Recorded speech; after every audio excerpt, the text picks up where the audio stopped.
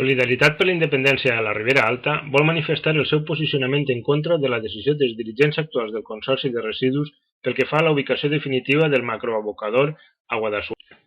La consellera d'Infraestructures, Medi Ambient i Territori, el dijous 15 de desembre, havia demanat les opinions de diversos grups polítics sobre el document de síntesi del Pla Integral de Residus per a després de Nadal, però posteriorment va convocar la Junta del Consorci de Residus de la Ribera Valldigna per al dia 22 de desembre, on es pretenia aprovar la ubicació definitiva d'aquesta perillosa infraestructura.